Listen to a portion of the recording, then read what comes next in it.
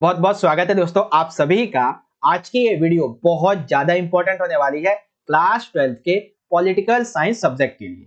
इसमें हम बात करेंगे आपके जो फर्स्ट बुक है समकालीन विश्व में राजनीति, इसके चैप्टर नंबर 8 के बारे में, जिसका नाम है पर्यावरण और प्राकृतिक संसाधन।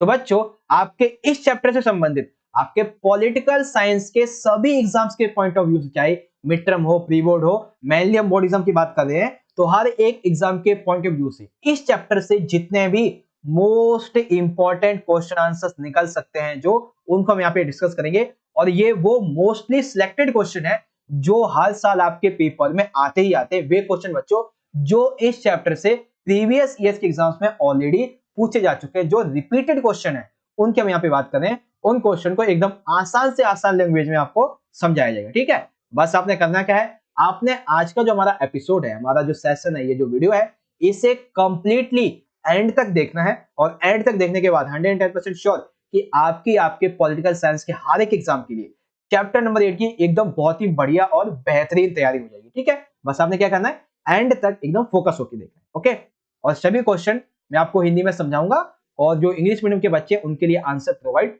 करवा दिए जाएंगे। ठीक है बच्चों, शुरुआत करें बिना देरी करते हुए। Let's get start, ready. Okay, तो चैप्टर नंबर 8 जैसा कि पर्यावरण और प्राकृतिक संसाधन। तो पहला क्वेश्चन एकदम सिंपल सा और बेसिक सा है, जिसे आप सभी बच्चे अपने माइंड बेस के आधार पर भी आंसर इसका लिख सकते हैं। ठीक है, ये मेनली जो है वो आपसे 2 मार्क्स में पूछा जाएगा या फिर ज्यादा से ज्यादा 4 मार्क्स में। ठीक है, 2 मार्क्स में तो आया हुआ है, लेकिन आंसर मैं आपको ऐसे बताऊंगा जैसे 4 मार्क्स में आ जाएगा ना, 5 से 6 पॉइंट लिखने होते हैं, तो वो भी आप कर पाओगे। 2 मार्क्स में आएगा तो 2 से 3 पॉइंट लिख देना। ठीक है, तो क्वेश्चन क्या है हमारा, क्वेश्चन ये है कि वर्तमान समय में पर्यावरण में विभिन्न समस्याएं विद्यमान है। यानी कि पर्यावरण या फिर विश्व के इन्वायरमेंट में बहुत से समस्याएं जो है वो यहाँ पे हमें देखने को मिलती है। वो क्या क्या है, ठीक है, आइए ध्यान से समझेंगे। सबसे पहली समस्या क्या है कि पर्यावरण में जो हो रहा है वो ये है कि कृषि योग्य भूमि घट रही है। क्योंकि आप सभी को पता है अभी के टाइम पे ज्यादातर उद्योगों का विकास हो रहा है। ठीक है, ज्यादातर जो फैक्ट्री है वो लगाई जा रही है। ठीक है, ज्यादातर जो नगर है वो शहर बसाए जा रहे हैं, और इसकी वजह से क्या हो रहा है, कृषि भूमि जो प्रदूषित हो रही है, इस वजह से ऐसी जमीन जहां पे कृषि कर सकते थे वो घटती जा रही है। और साथ ही पर्यावरण प्रदूषण की वजह से और ज्यादा से ज्यादा रासायनिक उर्वरकों का उपयोग करने की वजह से कृषि योग्य जो भूमि है पहले तो वो घट ही रही है, साथ ही जो बची हुई है उसकी उपजाऊपन क्षमता कम हो रही है। अब जब भूमि की उपजाऊपन क्षमता कम होगी, सिंपल सी बात है, क्या होगा भाई, खाद्यान्न उत्पादन में कमी होगी, अर्थात कई देशों में अकाल जैसी स्थिति आ गई है। ठीक है, तो पहली पहली नहीं बल्कि एक ही साथ आपको मैंने 4 चीजें बता दी। क्या क्या भाई, कृषि योग्य भूमि का घटना, उपजाऊपन क्षमता का घटना, खाद्य उत्पादन में कमी आना और अकाल की स्थिति बढ़ जाना। ठीक है, आगे देखेंगे तो चरागाह में चारे हो गए और जो मत्स्य भंडार है ये भी घटता जा रहा है, क्योंकि अभी के टाइम पे जो मेनली समुद्री तटीय इलाके हैं वो ज्यादातर प्रदूषित होते रह रहे। तो इसीलिए क्या हो रहा है कि मत्स्य भंडार नहीं हो पाता है, क्योंकि प्रदूषण की वजह से ही, जल प्रदूषण, समुद्र के जो किनारे होते हैं उनके प्रदूषण की वजह से मछलियां मर जाती हैं। ठीक है, उसके बाद कि जल प्रदूषण जैसे जैसे बढ़ रहा है, इसकी वजह से अभी वर्तमान के टाइम में विश्व में स्वच्छता पूर्ण जल, यानी कि ऐसा जल जो पीने योग्य है, स्वच्छ जल है, उसकी कमी होती जा रही है। ठीक है, और साथ ही जैसे जैसे विकास हो रहा है, तो विकास के नाम पे वनों की अंधाधुंध कटाई की जा रही है, पेड़ों को अंधाधुंध काटा जा रहा है, जिसकी वजह से हमारे पर्यावरण को बहुत ही ज्यादा हानि हो रही है। ठीक है, और जब वन काटे जा रहे हैं तो सिंपल सी बात है, जो जैव विविधता यानी कि बहुत सारी जीवों की जो प्रजातियां हैं, ऐसी प्रजातियां जो कुछ ही 1-2 बच्चे हैं, उनकी प्रजातियों के उदाहरण के रूप में जो जानवर है 1 ही 2 बच्चे हैं, वो भी लुप्त होते जा रहे हैं और कई तो विलुप्त हो ही चुके हैं। और इन सभी की वजह से जो तापमान बढ़ रहा है, ग्लोबल वार्मिंग जैसे जैसे बढ़ती जा रही है, तो इससे ओजोन परत में छेद हो रहा है, जिसकी वजह से धरती पर रहने वाले जीवों जैसे इंसान है, इस पे बहुत सारी बीमारियां देखी जा सकती हैं। ठीक है भाई, ये क्वेश्चन बेसिकली आपके जियोग्राफिकल पॉइंट ऑफ व्यू से है, इससे आप अपने माइंड सेट के आधार पर भी लिख सकते हैं। ठीक है बच्चों, एकदम सिंपल से समझ में आ गया आप सभी को। चलिए आगे बात करते हैं। जो बच्चे इंग्लिश मीडियम में वो यहां से पढ़ सकते हैं कि various problems exist in the environment at present is, please describe, या फिर आएगा कि डिस्क्राइब कीजिए। ठीक है ना, तो ये पॉइंट है बच्चों, आप इसका चाहो तो स्क्रीनशॉट ले लो और चाहो तो इसे आप वीडियो को पॉज करके पढ़ सकते हो। ठीक है भाई, चलिए अब जो हमारा दूसरा क्वेश्चन है ये बहुत ही इंपॉर्टेंट प्रश्न है और ये प्रश्न ज्यादातर आपसे 6 मार्क्स में पूछे। ठीक है, आप ध्यान से समझेंगे तो समझ जाएंगे कि पर्यावरण सम्मेलन के रूप में 1990 के दशक में ब्राजील में हुए सम्मेलन की व्याख्या कीजिए। देखिए ध्यान से पूछिए, देखिए क्वेश्चन में क्या पूछा जा रहा है कि पर्यावरण सम्मेलन के रूप में 1990 के दशक में, यानी कि 1990 से लेके 2000 के 20 तक में, ठीक है ना, ब्राजील में एक सम्मेलन हुआ था, पर्यावरणीय सम्मेलन। वो कौन था? यानी कि हम किसकी बात कर रहे हैं? हम बात कर रहे हैं पृथ्वी सम्मेलन की। किसकी बात कर रहे हैं हम बात कर रहे हैं बच्चों पृथ्वी सम्मेलन की। तो हमें क्या व्याख्या करनी है कि पृथ्वी सम्मेलन क्या था इसके बारे में, ठीक है ना। शुरुआत करते हैं आंसर की। तो पहले हम ये लिखेंगे सम्मेलन कौन सा था।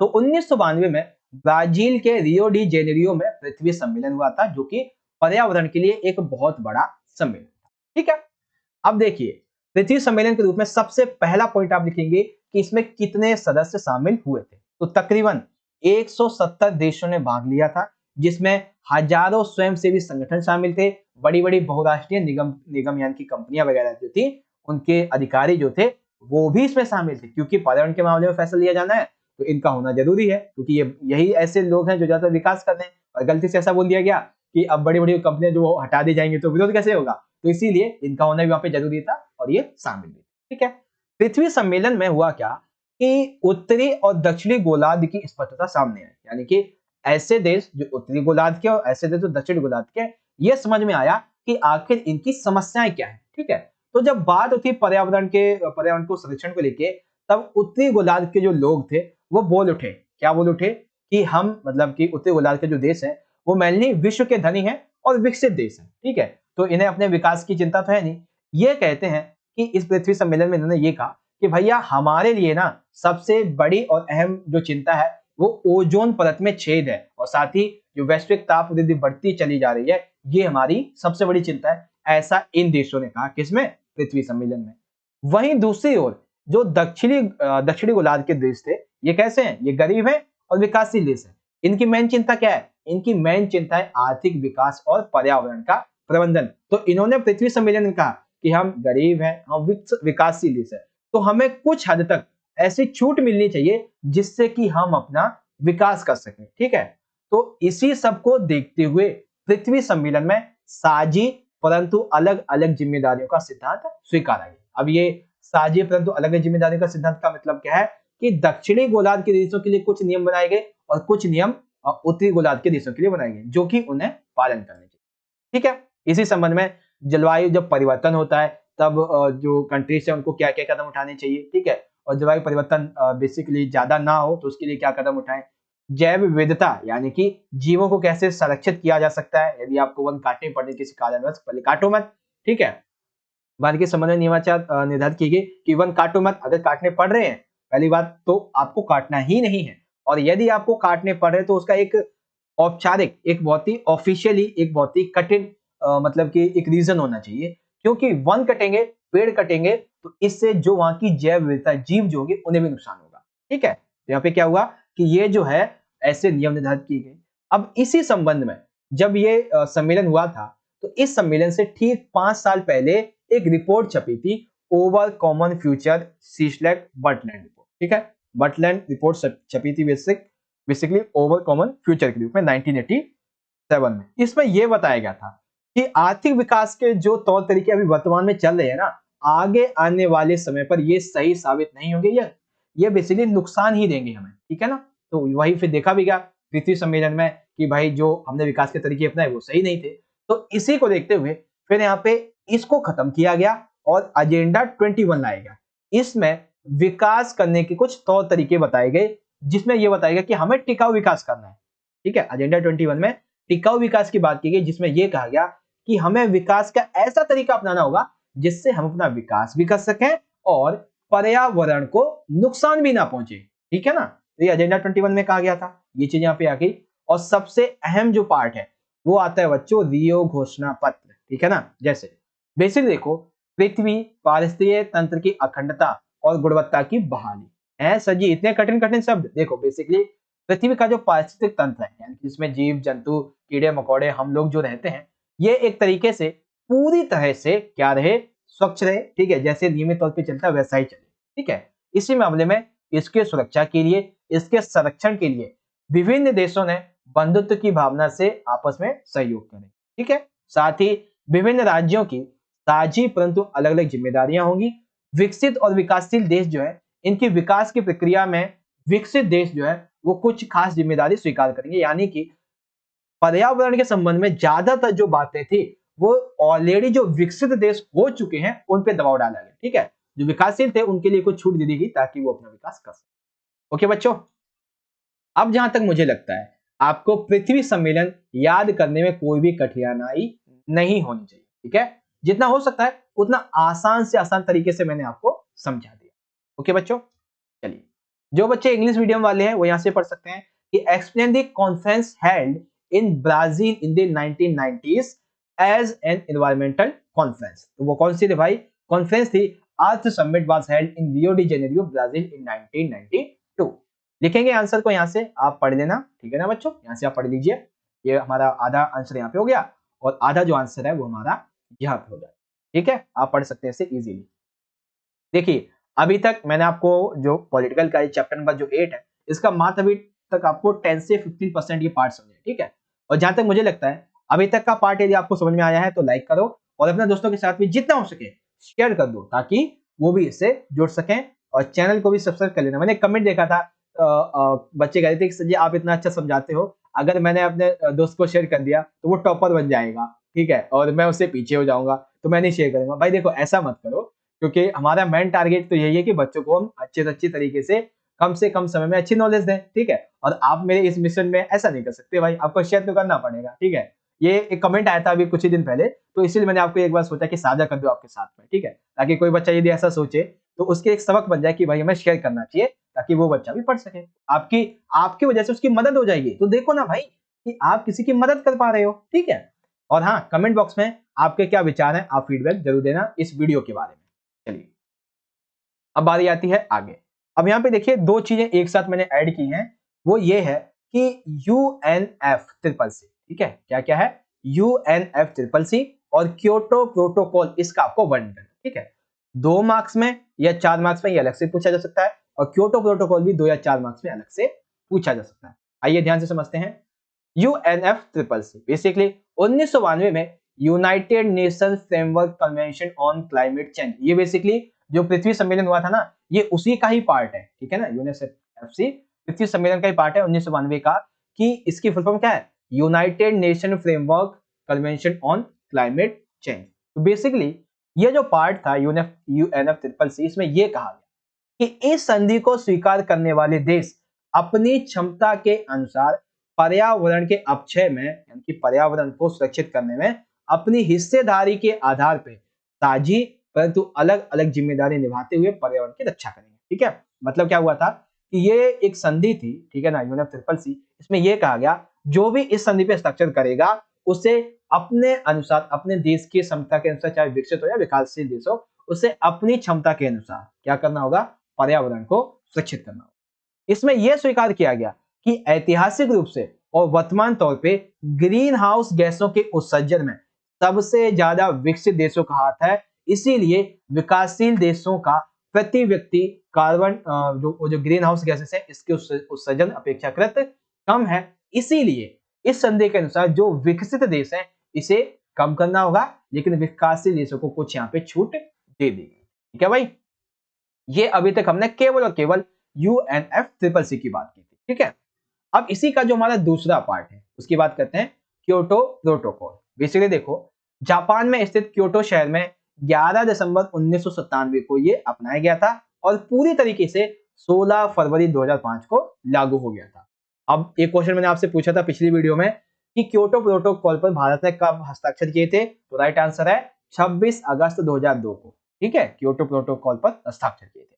ओके, दूसरा ये कि क्योटो प्रोटोकॉल में ये बेसिकली क्या है कि अंतरराष्ट्रीय समझौते में औद्योगिक देशों के लिए ग्रीन हाउस गैसों के उत्सर्जन को कम करने के लक्ष्य निर्धारित किए गए थे। ठीक है, यानी कि इस क्योटो प्रोटोकॉल में वे देश जो औद्योगिक देश हैं जो ऑलरेडी विकसित हो चुके हैं, तो उसमें ग्रीन हाउस गैसों का उत्सर्जन, उसका उत्पादन कम करने का लक्ष्य रखा गया था। ठीक है, और इसमें यह बताया गया था कि ये जो वैश्विक तापमान बढ़ती जा रही है ना, इसमें कार्बन डाइऑक्साइड, मीथेन और हाइड्रोक्लोरोफ्लोरो जो कार्बन है इसका हाथ है, और ये किसके द्वारा ज्यादातर किया जाता है? जो ऑलरेडी औद्योगिक देश है, यानी कि जो विकसित देश है, ठीक है। लेकिन ये जो क्योटो प्रोटोकॉल था ना, इससे चाइना को, भारत को या फिर जो अन्य विकासशील देश थे, इसके क्योटो प्रोटोकॉल की जो बाध्यताएं हैं उससे थोड़ा कम रखा गया, थोड़ा अलग रखा गया था, ठीक है। अब इसी वजह से क्योटो प्रोटोकॉल के कुछ आलोचक आगे उन्होंने कहा कि जिस तरह से विकासशील देशों में जैसे भारत है, चाइना है,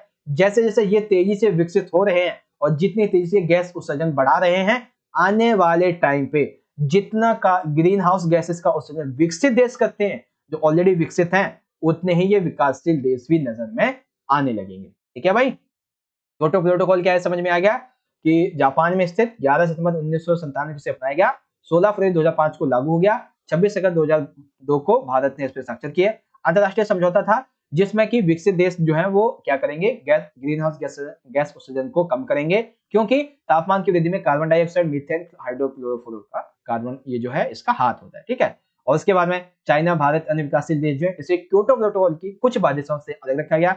इसीलिए आलोचक आ गए और कहा कि आने वाले टाइम पे भारत, चाइना, अन्य जो विकासशील देश हैं वो भी विकसित देशों की तरह ही इन ग्रीन हाउस गैसों को इस्तेमाल करते हुए नजर आएंगे, ठीक है भाई। आई होप आपको समझ में आ चुका होगा UNFCCC का पूरा पार्ट और ये यहाँ पे क्योटो प्रोटोकॉल का पार्ट। ओके बच्चों, जो बच्चे इंग्लिश मीडियम के हैं वो यहाँ से देख सकते हैं कि describe UNFCCC and Kyoto protocol. तो UNFCCC क्या है, United nation framework convention on climate change, and उसके बाद में इसमें क्या कहा गया था वो आप यहाँ से, ठीक, यहाँ से यहाँ तक। फिर बारी आ जाती है इसमें कि क्योटो प्रोटोकॉल की। तो क्योटो प्रोटोकॉल के संबंध में आप यहाँ से लेके इतने पॉइंट पढ़ें और फिर यहाँ से लेके इतने जो पॉइंट है बाकी के आप पढ़ सकते। ओके बच्चों, चलिए अब बढ़ते हैं आगे की तरफ। अब जो हमारा क्वेश्चन है इसको बात करते हैं। एक सिंपल सा क्वेश्चन है, ये आपसे 2 मार्क्स में पूछा जा सकता है और 4 मार्क्स में। क्वेश्चन क्या है, मूल निवासियों की समस्याएं लिखी, ठीक है। तो मूल निवासियों की भाई बहुत सारी समस्याएं होती हैं, जैसे कि सबसे पहली समस्या, मूल निवासियों के लिए भूमि की हानि का अर्थ होता है इनके आर्थिक संसाधनों का खत्म हो जाना, ठीक है। यानी कि इनकी पहली विशेषता क्या हो गई, यानी कि विशेषता तो अलग बात है, खैर इनकी हम समस्या की बात कर रहे हैं। तो बेसिकली इनके लिए भूमि की हानि, इनका जैसे कि भूमि से इनको हटाया जाना है, तो इनके लिए भूमि की हानि का मतलब पता है क्या है, कि इनके जितने भी आर्थिक संसाधन हैं वो पूरी तरीके से खत्म होने वाले हैं, ठीक है। क्योंकि वन जब काट दिए जाएंगे, रहती ये वनों में ही है, वनों को काट के वापस उद्योग लगाए जाएंगे, तो इन्हें पहले तो स्थापित नहीं किया जाएगा, इनकी स्थिति चली जाएगी और ये बाहर की दुनिया से तालमेल बैठा नहीं पाएंगे। तो एक तरीके से इनका जीवन जीना बहुत ही कठिन हो जाता है यदि इनकी भूमि नष्ट कर दी जाती है। इसीलिए ये हमेशा से वनों की कटाई पर रोक लगाना चाहते हैं, उसके लिए संघर्ष करते हैं, ठीक है। दूसरा, जिस तरीके से विश्व बिरादरी में बहुत सारी जातियां, बहुत सारे लोग हैं, बहुत सारे समाज हैं, उन्हें जो दर्जा दिया गया, जो समानता उन्हें मिली हुई है, तो विश्व बिरादरी में बराबरी का दर्जा पाने के लिए और समानता पाने के लिए हमेशा से ये संघर्ष करते रहे, ठीक है। तीसरा ये विकास के लिए संघर्ष। बेसिकली देखो, विकास जब किया जाता है तो क्या करते हैं कि जंगल को काट दिया जाता है, जंगल को हटाना पड़ता है, वनों को हटाना पड़ता है, और फिर इन जो जंगलों में रहने वाले लोग जो होते हैं, मूल निवासी होते हैं, इनको जब पुनः स्थापित नहीं किया जाता है तब इनकी स्थिति बहुत ही ज्यादा बिगड़ जाती है, ठीक है। चौथा, मूल निवासी जो है, इन्होंने कहा चलो हमें समानता नहीं मिली, कोई बात नहीं, कम से कम एक मूल निवासी कौम के रूप में हमें स्वतंत्र पहचान रखने वाला समुदाय तो बनाओ। समाज में जब हमें जाने नहीं देते तो कम से कम सामाजिक तौर पे हमें मान्यता नहीं मिल रही है, तो कम से कम हमें अपनी स्वतंत्र पहचान रखने का तो समुदाय बनाने का तो अधिकार दे दीजिए, ठीक है। और पांचवा, कि ये अपने मूल वास स्थान को अपने हक की दावेदारी करते हैं। क्यों भाई, क्योंकि इनका यह कहना है कि यहाँ पे हम अनंत काल से रहते हुए आए हैं, इसलिए ये हमारे पूर्वज का हिस्सा है, इसे हम किसी भी गवर्नमेंट को हाथ में नहीं देंगे। लेकिन गवर्नमेंट ऐसा करती नहीं है, वो क्या करती है, छीन लेती है जबरदस्ती, ठीक है ना। तो ये है भाई मूल निवासियों की कुछ समस्याएं, ठीक है भाई। आ गया आप सभी को अच्छे तरीके से समझ में। चलिए, जो बच्चे इंग्लिश मीडियम के हैं यहां से पढ़ सकते हैं कि write the problems of the natives. तो नेटिव्स की there are many of the problems, आप यहाँ पे इसे इजीली रीड आउट कर सकते हैं। ओके वेल, यहाँ पे आपको हिंदी में समझाई दिया मैंने, इंग्लिश में आपको यहाँ पे आंसर प्रोवाइड करवा ही दिया। चलिए आगे बढ़ते हैं अगले क्वेश्चन की तरफ। अब आता है हमारा अगला क्वेश्चन कि विगत कुछ वर्षों में, ध्यान से समझिएगा क्वेश्चन को, कि विगत कुछ वर्षों के दौरान पर्यावरण आंदोलन की भरमार देखी है कथन के संदर्भ में।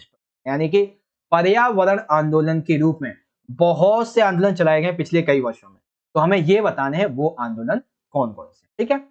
तो सबसे पहले हम एक छोटी सी भूमिका लिख देंगे कि पूरे विश्व में पर्यावरण आंदोलन सबसे ज्यादा जीवंत है, सबसे ज्यादा सक्रिय, सबसे ज्यादा विविधतापूर्ण होने वाले और सबसे ज्यादा ताकतवर जो सामाजिक आंदोलन होते हैं उनमें इनका नाम लिया जाता है, ठीक है। अब इसमें से सबसे पहला आंदोलन जो होता है वो आता है खनिज। वैसे तो वन आंदोलन आना चाहिए, वन को मैं आगे बताऊंगा, पहले आप खनिज वाले को समझ, ठीक है। पहला आता है भाई खनिज आंदोलन। बेसिकली तो खनिज आंदोलन, खनिज उद्योग आंदोलन का मतलब क्या है कि खनिज जो होते हैं ये निकलते कैसे। बेसिकली पहला पॉइंट क्या लिखेंगे कि धरती के भीतर मौजूद संसाधनों को बाहर निकालने के लिए बहुत ही ज्यादा रसायन को अधिक से अधिक मात्रा में उपयोग किया जाता है।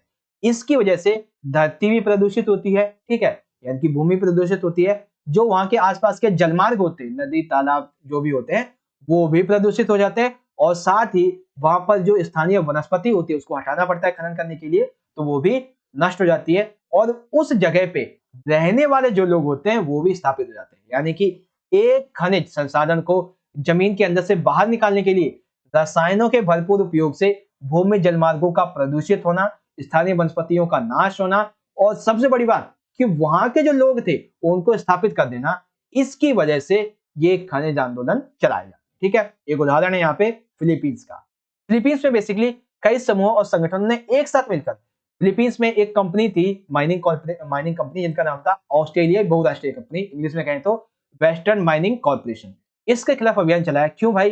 क्योंकि लोगों का ऐसा मानना था कि ये जो कंपनी है वो यहाँ पे परमाणु शक्ति से संबंधित कार्य कर रही है, जो कि उसके क्षेत्र के वनस्पति, लोग, जलमार्ग, भूमि, सबको, वातावरण को प्रदूषित कर रही थी, ठीक है ना भाई। समझ में आ गया आप सभी को कि आखिर खनिज उद्योग आंदोलन क्यों चलाए जाते हैं।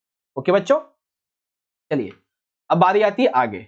तो दूसरा आ जाता है हमारा यहाँ पे वन आंदोलन। बेसिकली देखो, दक्षिणी देशों जैसे कि मैक्सिको, चिले, ब्राजील, मलेशिया, इंडोनेशिया, महादेशीय अफ्रीका, साथ ही भारत सहित कई देशों में वन आंदोलन चलाए गए। क्यों चलाए गए? ताकि वनों की कटाई को रोका जा सके। जिस तरीके से वनों की कटाई तेजी से बढ़ती जा रही है, विकास के नाम पे ये जो वन को काटा जा रहा है, पेड़ों को काटा जा रहा है, तो उसे रोकने के लिए वन आंदोलन चलाए गए थे, ठीक है ना। ये चीज आ गई समझ में। उसके बाद में फिर यहाँ पे आ जाता है अच्छा, वन आंदोलन भारत में चला था एक आंदोलन, कौन सा चला था? चिपको आंदोलन, ठीक है। वन आंदोलन के संबंध में भारत में कौन सा चला था भाई? चिपको आंदोलन चला था, ठीक है। तीसरा पॉइंट आ जाता है बड़े बांधों के खिलाफ आंदोलन। बेसिकली देखो, बांध के खिलाफ आंदोलन क्यों चला जाता है? क्योंकि देखो, बांध किस पे बनाया जाता है? नदी या फिर घाटी पे बनाया जाता है।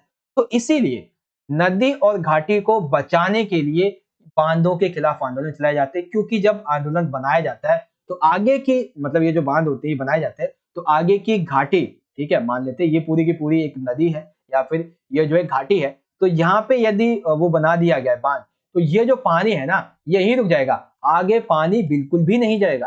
तो इसीलिए इस नदी को बचाने के लिए लोग जो है, आगे के लोगों ने पानी की सुविधा पूरी तरीके से मिलती रहे, इसके लिए क्या किया जाता है? इसके लिए आंदोलन चलाए जाते हैं, ठीक है। बात करें विश्व में, तो विश्व का सबसे पहला बांध विरोधी आंदोलन चलाया गया था दक्षिणी गोलार्ध में 1980 के शुरुआती दौर में। अगर देश की बात कर लेते हैं तो ऑस्ट्रेलिया में सबसे पहले फ्रैंकलिन नदी पर आंदोलन चलाया गया था, जो कि किस लिए चलाया गया था? ताकि इसके आसपास के जो वन है उनको बचाया जा सके, ठीक है। इसी तरीके से भारत में भी एक बांध विरोधी आंदोलन चला था जिसे हम कहते हैं नर्मदा बचाओ आंदोलन। ओके बच्चों, तो ये वो आंदोलन है जो विगत कुछ वर्षों में पर्यावरण के लिए चलाए गए थे, ठीक है भाई। पहला आंदोलन क्या है? खनिज आंदोलन, ठीक। उसके बाद दूसरा आंदोलन क्या है? वन आंदोलन। और तीसरा है बड़े बांधों के खिलाफ, मेगा डैम्स के खिलाफ, ठीक है, मेगा डैम्स आंदोलन, ठीक है। नाउ अब बारी आती है इसको इंग्लिश में समझने की। तो लिखेंगे the world has seen a wave of environmental movement during the last few years, explain in the context of the statement. तो सबसे पहले लिखेंगे हम माइनिंग इंडस्ट्री मूवमेंट के बारे में, ठीक है। पहला पॉइंट आ जाएगा हमारा माइनिंग इंडस्ट्री मूवमेंट के बारे में, ठीक है ना, जो माइनिंग इंडस्ट्री जो एनवायरमेंटल मूवमेंट है इसके बाद। दूसरा जो है वो यहाँ पे आ जाएगा हमारा फॉरेस्ट मूवमेंट के संबंध में। हालांकि ए पार्ट होना चाहिए लेकिन मैंने बी बना दिया इससे, ठीक है ना। तो सेकंड क्या हो गया? Forest movement. एंड थर्ड जो है वो है कि मूवमेंट अगेंस्ट बिग डैम्स, ठीक है, मूवमेंट्स अगेंस्ट बिग डैम्स, वो आप यहाँ पे देख सकते हैं। ओके बच्चों, चलिए अब बात करते हैं आगे पार्ट की। तो अगला ये है कि भाई भारत के नहीं नहीं नहीं, एक सेकेंड, मुझे पेन लेना होगा व्हाइट, ठीक है। पर्यावरण के मसले पर भारत का पक्ष का वर्णन करो, यानी कि भारत पर्यावरण के मसले पर क्या कहता है, और आगे चल के मैं आपको ये बताऊंगा कि पर्यावरण में कैसे भारत ने योगदान दिया, क्या कदम उठाए थे, ठीक है। कदम वाला 4 या 6 मार्क्स में पूछा जाएगा और पक्ष वाला भी 4 या 6 मार्क्स में। तो पहले पक्ष समझेंगे फिर इसका आगे देखेंगे। चलिए अब आगे बात करते हैं इसके आंसर की। तो लिखेंगे इस तरीके से कि भारत ने पर्यावरण के मसले को लेके 2002 में क्योटो प्रोटोकॉल पर हस्ताक्षर कर लिए थे, ठीक है। जैसे कि मैंने अभी आपको अभी बताया था थोड़ी देर पहले ही कि क्योटो प्रोटोकॉल जो था वो जापान के क्योटो शहर में 1997 में हुआ था, 2005 में पूरी तरीके से लागू हुआ था, ठीक है। इसी दौरान लागू होने से पहले भारत ने पर्यावरण के मसले पर अपना योगदान देते हुए क्या किया, क्योटो प्रोटोकॉल पर हस्ताक्षर किए, ठीक है।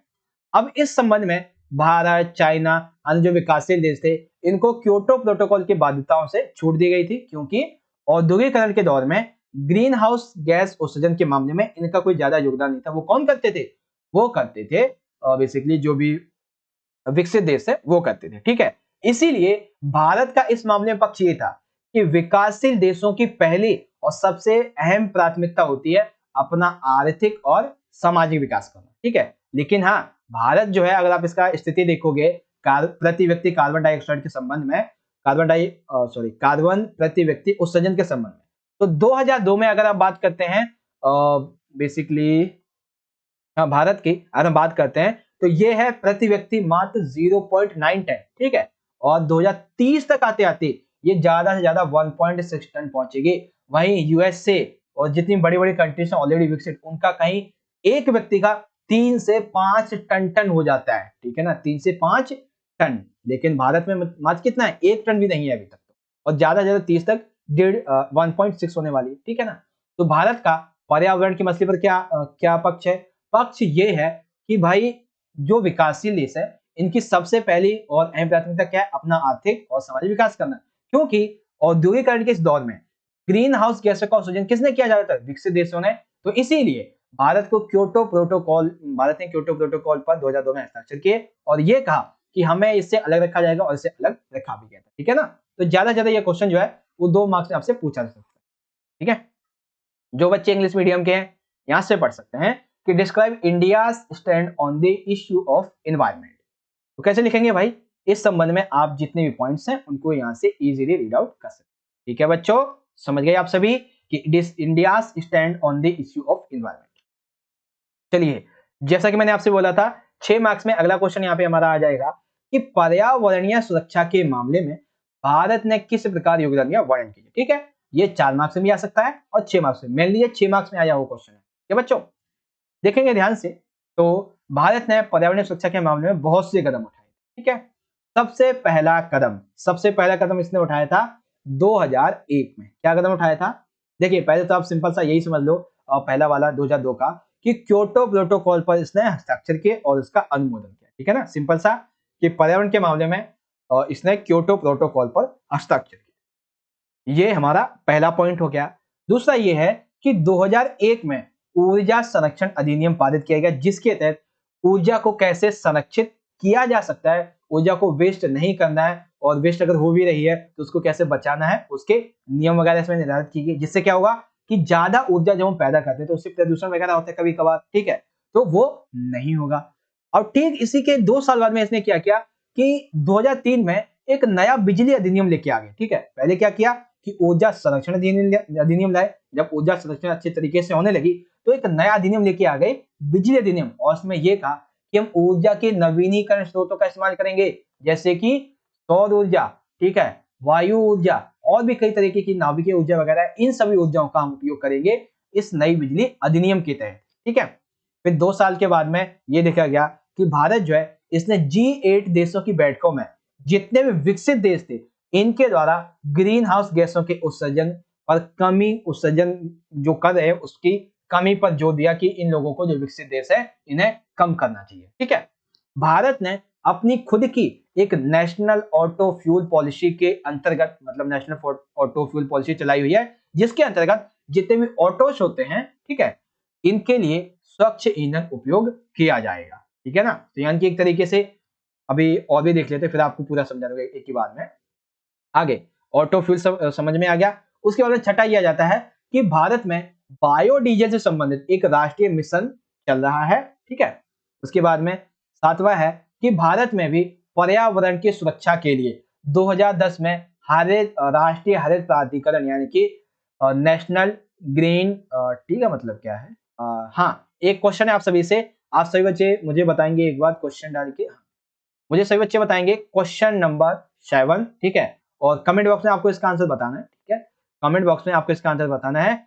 NGT इसका फुल फॉर्म क्या है? बाकी अभी मैं आपको आगे बता ही दूंगा इंग्लिश वाले क्वेश्चन में, ठीक है। बाकी तब तक आपको बताना है कि यहाँ है कि नहीं, ओके।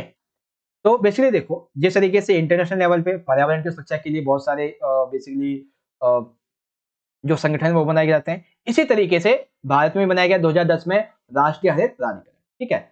भारत विश्व का ऐसा पहला देश है जहां पे अक्षय ऊर्जा के विकास के लिए अलग मंत्रालय यानी कि ऊर्जा के विकास के लिए एक पर्टिकुलर अलग मंत्रालय है मंत्रिपरिषद में, ठीक। नौवां ये है कि कार्बन डाइऑक्साइड उत्सर्जन के संदर्भ में अगर हम योगदान देखें तो अमेरिका का एक व्यक्ति एक साल में 16 टन योगदान करता है, जापान 8 टन योगदान करता है, चाइना 1 टन, लेकिन वर्तमान में मात्र जो भारत है वो 1.4 टन, लगभग 1.4 टन का योगदान देता है। यानी कि अमेरिका से तकरीबन हम ये कह सकते हैं भारत जो है, भारत से अमेरिका तकरीबन कितना बोल सकते हैं 800 गुना ज्यादा, ठीक है ना। मोस्टली देखा जाए तो सभी देश 3 से 4 गुना तो ज्यादा देते ही हैं योगदान, ठीक। भारत ने पेरिस समझौते पर 2 अक्टूबर 2016 को हस्ताक्षर किए और 2030 तक ये कहा कि ये जो गैस उत्सर्जन है इसे हम तीव्रता से 2005 के मुकाबले 33 से 35% तक कम करेंगे। क्या भाई, आगे आपको समझ में क्या क्या लिखेंगे? भारत सुरक्षा के मामले में पर्यावरण के संबंध में भारत के योगदान क्या बोल रहा है भाई? मतलब पर्यावरण के सुरक्षा के मामले में भारत का योगदान। तो पहला क्योटो प्रोटोकॉल पर हस्ताक्षर, 2001 का ऊर्जा संरक्षण अधिनियम, 2003 में नवीन बिजली अधिनियम, 2005 में G8 की बैठकों में विकसित देशों ने जो ग्रीन हाउस को ज्यादा विकसित कर रखा है, ठीक है, उसको उत्सर्जन कर रहे हैं, उसकी कमी की बात। और फिर आ जाता है नेशनल ऑटो फ्यूल पॉलिसी के तहत जो स्वच्छ ईंधन है ऑटो के लिए उनका उपयोग करवाना, बायोडीजल से संबंधित राष्ट्रीय मिशन, ठीक है, राष्ट्रीय हरित प्राधिकरण 2010 में इसकी स्थापना कराना, विश्व का पहला ऐसा देश है जहां अक्षय ऊर्जा के लिए अलग मंत्रालय है, कार्बन डाइऑक्साइड के रूप में प्रति व्यक्ति योगदान देश बहुत ही देशों में कम होता है, पेरिस समझौते पर हस्ताक्षर किए अक्टूबर 2016 को। देखिए कहा कि 2005 में जितनी गैस उत्सर्जन थी उसको 2030 तक आते आते 33 से 5% कम किया जाएगा। ओके बच्चों, चलिए जो बच्चे इंग्लिश मीडियम के यहां से देख सकते हैं, how has India contributed in the matter of environmental protection, describe लिखेंगे भाई कैसे? आप सभी पॉइंट्स को यहां से देख सकते हैं, ठीक है। मैं आपको दिखा देता हूं सारे के सारे, आप यहां से पढ़ लीजिए। देखिए मेन क्या होता है, आपको चाहिए एक सेंटेंस फॉर्मेशन जो कि मैं आपको प्रोवाइड करा ही देता हूं, सारी सिंपल चीजें, ठीक है। आप यहां से इन पॉइंट को इजीली आप पढ़ लीजिए, हिंदी में आपको मैंने समझा दिया जो आपको समझाना होता है, ओके। और बाकी कुछ पॉइंट जो है यहाँ पे आ जाते हैं, आप इन्हें पढ़ सकते हैं, ठीक है बच्चों। वेल आधा घंटा हो चुका है, 70% हमारा जो पार्ट है, जो चैप्टर है वो कंप्लीट हो चुका, ओके। तो देखिए अभी तक का आपको वीडियो अच्छा लगा हो तो जितना हो सके भाई आप वीडियो को लाइक कर दीजिए, ठीक है, क्योंकि ऐसे वीडियोस बनाने के लिए और इस तरीके से समझाने के लिए मेरा मेन कॉन्सेप्ट यही होता है कि मैं आपको बेशक से आपका टाइम ले लूं। इसलिए आप देख रहे होंगे कि ये जो मैंने सीरीज चलाई है ना आपकी एपिसोड की, ये तकरीबन आपकी हर एक वीडियो 50 मिनट से ऊपर की होती है, ठीक है, 50 मिनट के आसपास की होती है। लेकिन हाँ, अगर आप हर एक वीडियो को एंड तक देख लोगे ना तो आपको किताब छूने की जरूरत नहीं पड़ेगी, ठीक है, आपको सारी चीजें उसी में मिल जाएंगी। इवन जो न्यू टॉपिक्स ऐड किए गए हैं ना वो भी मैं ऐड उसी में बता देता हूँ आपको, ठीक है ना। बस आपने करना क्या है, वीडियो को पूरा एंड तक देखना होता है जो भी मैं अपलोड करता हूँ, ठीक है भाई। चलो आगे बढ़ जाते हैं, अगले क्वेश्चन की बात करते हैं। अगला क्वेश्चन, ये जो क्वेश्चन है ये भी ज्यादातर आपसे 6 मार्क्स में पूछा जाता है, ठीक है, ज्यादातर 6 मार्क्स में आया। आइए समझते हैं क्या है क्वेश्चन। ये है कि विभिन्न संसाधनों को लेकर हुई भू राजनीति का वर्णन कीजिए। पहले आपको ये पता होना चाहिए कि भू राजनीति का मतलब क्या है, फिर आपको ये पता होना चाहिए कि विभिन्न संसाधन कौन से हैं और इसको लेकर भू राजनीति क्या होगी, ठीक है। तो बात करते हैं पहले भू राजनीति का मतलब, ठीक है। तो संसाधनों की भू राजनीति, देखो विश्व भर में बहुत सारे देश है, ठीक है। अब हर एक देश के पास में सभी संसाधन तो होते नहीं है, ठीक है। जैसे किसी के पास में तेल है, ठीक है, किसी के पास में कोयला ज्यादा है, किसी के पास में पेट्रोल ज्यादा है, ठीक है, किसी के पास में इमारती लकड़ी ज्यादा है, किसी के पास में कई सारी नदियों का घेराव है। तो ऐसे मतलब हर एक जगह पे संसाधन जो है हर एक देश के पास सभी नहीं है, ठीक है, हर एक जगह अलग अलग है। तो इसीलिए उन संसाधनों को हड़पने के लिए जो झगड़ा चलता रहता है, इसको बोलते हैं भू संसाधनों को लेकर हुई भू राजनीति। ठीक है, आइए समझते हैं, आप समझ पाएंगे। सबसे पहला आ जाता है बच्चों इमारती लकड़ी। क्या आ जाता है? इमारती लकड़ी। कैसे भाई? देखो, बेसिकली जो पश्चिमी देश होते हैं, इन्होंने जल पोतों के निर्माण के लिए दूसरे देशों के वनों को काटा, उन पे कब्जा किया और अपनी नौसेना को मजबूत करने के लिए विदेशी व्यापार बढ़ाने लगे थे। ठीक है ना? यानी कि ये जो इमारती लकड़ी है, इसको लेकर भू संसाधन की राजनीति क्यों हुई? ये इसलिए हुई क्योंकि जितने भी पश्चिमी देश हैं, ये क्या करते हैं, इस लकड़ी से अपने जलपोत यानी कि जो जहाज होते हैं, इनका निर्माण करते हैं, लकड़ी के जहाजों का। ठीक है, साथ ही नौसेना है जो है उसे मजबूत करते हैं और इस इमारती लकड़ी को दूसरे देश पे कब्जा करके उसी देश से काट के फिर दूसरे देश में व्यापार भी करते हैं। ठीक है, तो ये भू राजनीति आ जाती है। दूसरा आता है बच्चों पेट्रोलियम तथा तेल भंडार। बेसिकली देखो, जब फर्स्ट वर्ल्ड वॉर और सेकंड वर्ल्ड वॉर चल रहा था, तो उस समय सामरिक संसाधनों के रूप में खास करके तेल जो था, इसकी महत्वपूर्ण आपूर्ति रही थी। और वर्तमान में अगर हम देखें तो खाड़ी के देश ऐसे देश हैं जहां पे तेल ज्यादातर मौजूद है। तो जब ये world war first and second चल रहा था, तो उस समय तेल की पूरी तरीके से, पेट्रोल की पूरी तरीके से आपूर्ति होती रहे, इसके लिए बहुत सारे देशों पर आक्रमण करके कब्जा किया गया था। इसी संबंध में आपने देखा होगा कि इराक ने, ठीक है ना, इराक ने कुवैत पर हमला किया था, जिसमें प्रथम खाड़ी युद्ध के बारे में जानते हैं।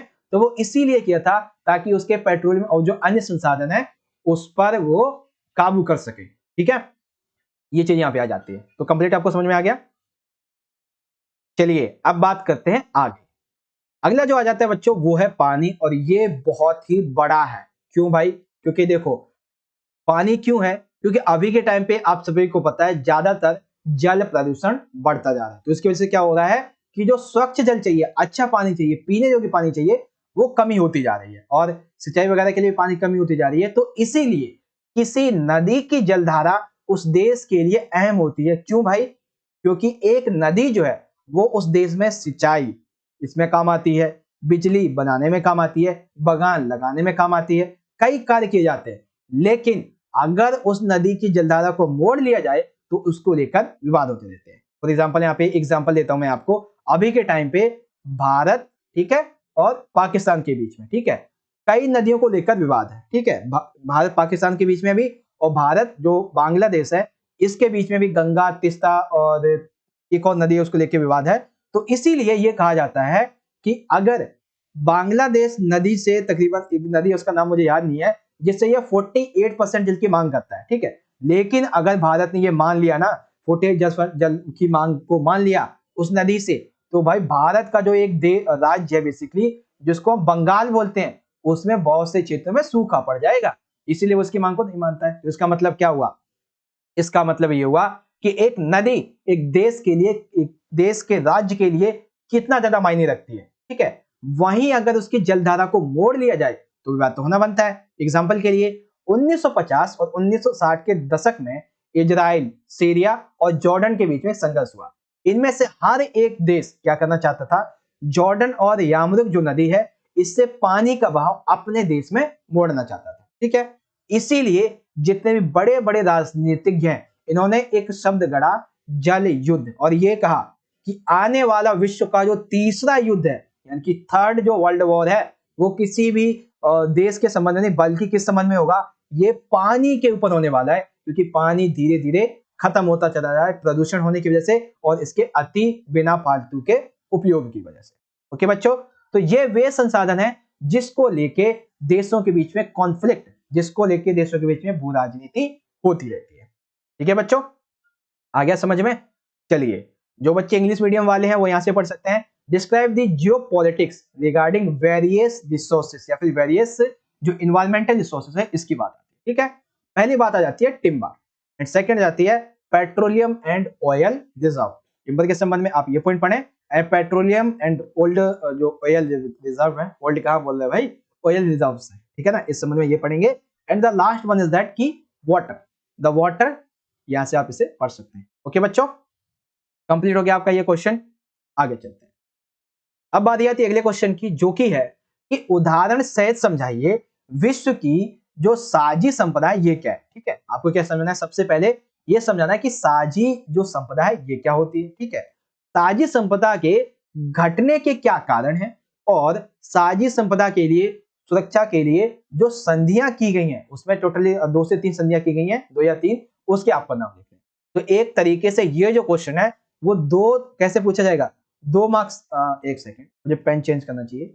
ये क्वेश्चन आपसे 3 पार्ट में पूछा जाएगा, 2 मार्क्स से 3 करके, या फिर 4 मार्क्स का एक पूछा सकते हैं, ठीक है ना। 6 नंबर में तो नहीं आएगा, ये ज्यादा सिंपल सा नॉर्मली आएगा, ठीक है ना। 4 मार्क्स में ज्यादा है। लिखेंगे, सबसे पहले बात करेंगे कि आखिर साझी संपदा होती क्या है, ठीक है भाई।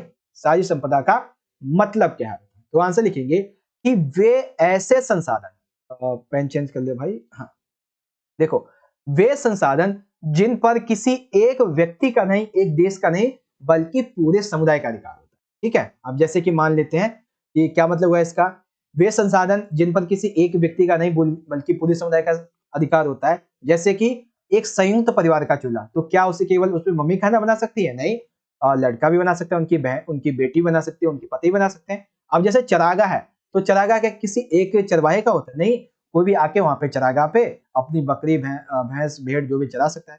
मैदान क्या किसी एक का होता है, नहीं, बहुत सारे बच्चे आके वहां पे खेल सकते हैं। एक कुआं हो गया या फिर नदी, यानी कि ऐसे संसाधन जिन पर किसी एक व्यक्ति का नहीं बल्कि एक पूरे समुदाय का अधिकार हो, उसको बोलते हैं, ठीक है। अब इसको समझिए विश्व के संबंध में, ठीक है। तो इससे हम जब साझी संपदा की बात करते हैं तो हम इसे वैश्विक संपदा या फिर मानवता की साझी विरासत के रूप में जानते हैं। जैसे कि विश्व के कुछ हिस्से और क्षेत्र कैसे हैं, किसी एक देश के क्षेत्र अधिकार के अंतर्गत तो है नहीं, इसीलिए इनके प्रबंधन के लिए अंतरराष्ट्रीय समुदाय, इनका प्रबंधन कौन करता है, अंतरराष्ट्रीय समुदाय करता है। अब अगर हम बात करते हैं कि जो बड़े बड़े देश हैं, यानी कि पूरी दुनिया जो है, पूरा जो विश्व है, इसके लिए जो साझी संपदा वो क्या होगी, तो सबसे पहला पृथ्वी का वायुमंडल, दूसरा अंटार्कटिका, समुद्री सतह और बाहरी अंतरिक्ष, ठीक है। एक नॉर्मल व्यक्ति या गांव के आधार पे और एक पूरे वर्ल्ड के आधार पे क्या क्या हो सकते हैं, समझ में आ गया। अब ये समझो कि आखिर क्यों ये कम होते जा रहे हैं, तो कम होने के कई कारण हैं। सबसे पहला कि निजीकरण होता जा रहा है, ठीक है। बहुत सारे जितने भी संसाधन है उनका निजीकरण किया जा रहा है, ठीक है। फिर आती है गहनतर खेती, खेती इस तरीके से की जा रही है ताकि अगली फसल के लिए भी उसमें उपजाऊपन क्षमता नहीं बनती। और तेजी से जो जनसंख्या वृद्धि हो रही है, ये बहुत ही बड़ा एक इश्यू है बेसिकली, ठीक है। पारिस्थितिक तंत्र में गिरावट आ रही है, उसकी गुणवत्ता में गिरावट आ रही है। अब बारी ये आती है कि इसकी सुरक्षा के लिए संधियां कौन सी की, लेकिन संधि होने से पहले आखिर संधि कब से शुरुआत की गई, तो बेसिकली 1980 के दशक में, 1980 के मध्य में अंटार्कटिका के ऊपर ओजोन परत में छेद की खोज हुई, ठीक है। तब विश्व के जितने पर्यावरणविद थे, पर्यावरण के लोग थे, उनको यह समझ में आया कि अगर हमने अभी भी इस चीज को नहीं रोका तो इसको लेकर बहुत सारी बीमारियां हो जाएंगी, ठीक है। तो इसीलिए यह देखा गया कि इस संबंध में, हालांकि इस घटना से पहले एक संधि हो चुकी थी, अंटार्कटिका संधि, लेकिन अंटार्कटिका संधि के बाद में यह देखा गया कि भाई ओजोन परत में छेद हो गया है, तो इसी को देखते हुए मॉन्ट्रियल नवाचार यानी कि प्रोटोकॉल 1987 में लागू हुआ और अंटार्कटिका पर्यावरणीय न्यायाचार 1991 को लागू हुआ था, ठीक है ना भाई। नॉर्मली तरीके से साझी संपदा क्या होती है ये समझिए, जिसपे एक व्यक्ति का जो संसाधन है उस पे एक व्यक्ति का नहीं बल्कि पूरी समुदाय का अधिकार, ठीक है। वैश्विक संपदा का क्या मतलब ये आप समझ गए, घट क्यों रही है और संधियां क्या क्या होती है ये आप यहाँ पे समझ। ओके बच्चों, अब जो बच्चे इंग्लिश मीडियम के हैं वो यहाँ से पढ़ सकते हैं कि right explain with the examples what is the commonwealth of the world and write the reasons for its decline and the names of the treaties made for its protection, ठीक है भाई। तो लिख देंगे यहां से सारे के सारे पॉइंट्स, यहां से आप इसको पढ़ लीजिए, ठीक है ना। मैंने आपको समझा दिया अच्छी तरीके से। ओके, ऑलरेडी 44 मिनट्स हो चुके हैं। एक सबसे आखिरी क्वेश्चन की बात करते हैं, फिर यहाँ पे आगे चलेंगे। अब ये जो क्वेश्चन है बच्चों, ये आपके इस चैप्टर का एक न्यू क्वेश्चन है, ठीक है ना। ये एक न्यू क्वेश्चन है, एक न्यू टॉपिक है कि पर्यावरण की सुरक्षा के मामले में कई सारे वैश्विक प्रयास किए गए, ठीक है। इन वैश्विक प्रयासों में आपको टोटल 6 का वर्णन करना है, ठीक है। तो अगर आप थोड़ा सा ध्यान से समझेंगे 6 के वर्णन करने के लिए, तो कुछ तो आपको पता होंगे, जैसे कि एक हो गया क्योटो प्रोटोकॉल, ठीक है, जो NFCCC हो गया, ठीक है, ओवर कॉमन फ्यूचर रिपोर्ट हो गई और पृथ्वी सम्मेलन हो गया, ये 4 हो गए। तो आपको करना है क्या है, बस इनको एक्सप्लेन कर देना है। लेकिन 6 करने, तो 2 कौन से करोगे वो भी मैं आपको समझा दूंगा। तो सबसे पहला क्या होता है, 1972 की हम बात करते हैं।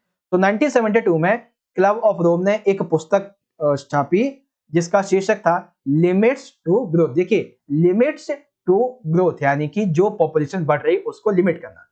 यह पुस्तक प्रकाशित की गई शीर्षक के नाम से। इसमें यह बताया गया था कि जैसे जैसे जनसंख्या बढ़ती जा रही है वैसे ही प्राकृतिक संसाधन विनाश होंगे, ठीक है, इसीलिए जनसंख्या को रोको। दूसरा 1972 में हुआ था स्टॉकहोम सम्मेलन। यह सम्मेलन ऐसा था, यह मानव पर्यावरण सम्मेलन था। इसमें यह कहा गया कि जितने भी विश्व हैं इनके लिए एक ही धरती है और उसकी सुरक्षा के लिए कदम उठाए जाने चाहिए। ठीक। तीसरा यह था 1970 में यूएनईपी के द्वारा आयोजित विभिन्न कार्यक्रम जो क्या थे कि पर्यावरण की समस्याओं पर, एक सेकेंड, 1970 है या 80 है, कंफर्म करते हैं एक बार। अच्छा हाँ, यहाँ पे क्या है कि ये सन नहीं है बल्कि ये दशक है, ठीक है। 1970 का जो दशक है उसकी बात हो रही है, ठीक है ना, तो याद रखेंगे इस चीज को। तो बेसिकली यूएनईपी इसके द्वारा पर्यावरणीय समस्याओं पे ज्यादा जोर देने के लिए, कारगर तरीके से काम करने के लिए कुछ पहलकदमियों की शुरुआत की गई थी, ठीक है। उसके बाद में 1987 में मॉन्ट्रियल समझौता किया था। ये क्या था भाई? ये समझौता ऐसा था जिसमें जितने भी विकसित देश थे इन्होंने कहा था कि ओजोन क्षय को रोकने के लिए हम कदम उठाएंगे, ठीक है, यानी कि ओजोन परत में जो छेद हो रहा है इसको लेके हम कदम उठाएंगे, इसको रोकने के लिए, ठीक। उसके बाद में आ गया जाता है 1987 की बर्टलैंड रिपोर्ट, जो कि जिसका शीर्षक क्या था? ओवर कॉमन फ्यूचर रिपोर्ट, ठीक है, फ्यूचर शीर्षक था बेसिकली। इसमें यह बताया था कि जिस तरीके से हम आर्थिक विकास के जो रास्ते हमने अपनाए हुए हैं आगे चलकर ये अच्छे साबित नहीं होंगे और हमें चेंज करना होगा। वह भी वही कि 1992 में ब्राजील के रियो डी जेनेरियो में सम्मेलन हुआ, प्रथम पृथ्वी सम्मेलन, जिसमें 170 देशों ने, हजारों स्वयंसेवक संगठन, अंतरराष्ट्रीय बहुराष्ट्रीय जो निगम थे इन्होंने भाग लिया। इसमें पर्यावरण सुरक्षा को लेकर विकसित और विकासशील देशों के बीच में अंतर स्पष्ट दिखा, जिसमें एजेंडा 21 में यह कहा गया कि आर्थिक विकास की वृद्धि के लिए हमें ऐसा रास्ता अपनाना चाहिए टिकाऊ विकास का जिससे पर्यावरण को नुकसान ना पहुंचे, ठीक है। तो ये हमारा हो गया आगे। फिर आ जाता है क्योटो प्रोटोकॉल। तो औद्योगिक देश जो ऑलरेडी विकसित देश है इनके लिए ग्रीन हाउस गैसों के उत्सर्जन को कम करने के लिए लक्ष्य इसमें निर्धारित किए गए थे, ठीक है। उसके बाद में 2010 में कानकुन सम्मेलन होता है जिसे हम COP16 कह सकते हैं। इसमें ग्रीन हाउस उत्सर्जन में कटौती की बात की गई थी, ठीक है। फिर 2012 में Rio+20 रियो जेनेरियो सम्मेलन हुआ। इसमें सतत विकास के लिए नवीनीकृत राजनीतिक प्रतिबद्धता की बात की गई। ओके बच्चों, तो आपको समझ में आ गया सारे के सारे पॉइंट आपको क्या क्या लिखने हैं। 1972 की club of Rome limit to growth नामक पुस्तक, 1972 का स्टॉकहोम सम्मेलन, 1970 के दशक में जो यूएनईपी के द्वारा आयोजित कार्यक्रम, 1987 की मॉन्ट्रियल समझौता और बर्टलैंड रिपोर्ट, 1987, 1992 पृथ्वी सम्मेलन, 1997 क्योटो प्रोटोकॉल, 2010 का कानपुर सम्मेलन, 2012 का Rio+20 जेनेरियो सम्मेलन, ये सारी चीजें। ओके बच्चों, बहुत ही इंपॉर्टेंट प्रश्न था आपका ये। अब जो बच्चे इंग्लिश मीडियम के हैं वो यहां से पढ़ सकते हैं कि डिस्क्राइब एनी 6 ग्लोबल एफर्ट्स के माध्यम से, इफेक्ट्स नहीं बल्कि efforts to protect the environment. तो क्या क्या आ जाते हैं भाई, उन सभी को आप यहां से इजीली रीड आउट कर सकते हैं, ठीक है बच्चों। आई होप आपको सारी के सारी चीजें अच्छे तरीके से समझ में आ चुकी होंगी।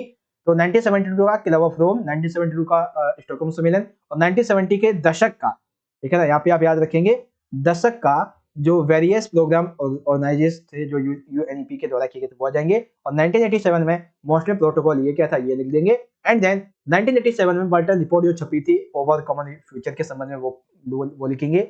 1992 का फर्स्ट अर्थ समिट जो हुआ था ये लिखेंगे और 1997 का क्योटो प्रोटोकॉल, 2010 का कानकुन कॉन्फ्रेंस एंड 2012 का Rio+20 रियो जेनेरियो कॉन्फ्रेंस ये ले लेंगे, ठीक है भाई। ओके वेल कांग्रेचुलेशन, क्योंकि यहाँ पे हमने आज का जो हमारा मेन पार्ट था इस चैप्टर का, यानी कि आज का जो हमारा चैप्टर था चैप्टर नंबर 8 पर्यावरण और प्राकृतिक संसाधन, आपको अच्छी तरीके से यहाँ पे समझ में आ चुका होगा, ठीक है बच्चों। तो जहां तक मुझे लगता है अब आपको कोई डाउट नहीं होगा इस संबंध में, ठीक है बच्चों। तो अगर आपको आज का ये वीडियो बहुत अच्छी तरीके से समझ में आया हो तो जितना हो सके बच्चों उतना इस वीडियो को लाइक करो, ठीक है। आप जितना ज्यादा लाइक करेंगे उतना ही ज्यादा और हमारा मोटिवेशन बढ़ेगा अच्छी से अच्छी वीडियो बनाने का, ठीक है ना। और जितने भी आपके दोस्त हैं उनके साथ में इस वीडियो को ज्यादा से ज्यादा शेयर कर दीजिएगा ताकि वो भी इससे अपने एग्जाम की तैयारी कर सके, ठीक है। और सभी बच्चे मुझे कमेंट बॉक्स में ये जरूर बताएंगे कि जो मैंने आपको समझाया है वो समझ में आया नहीं, ठीक है। आपका एक कमेंट हमारे लिए बहुत मायने रखता है, ठीक है। और आपका कोई सुझाव होता है तो वो भी आप दे सकते हैं। बाकी बच्चों मिलेंगे आपसे नेक्स्ट वीडियो में, तब तक के लिए आप सभी पढ़ते रहिए और अच्छे से अपना ख्याल रखिएगा। ठीक है, बाय बाय, धन्यवाद, जय हिंद, वंदे मातरम।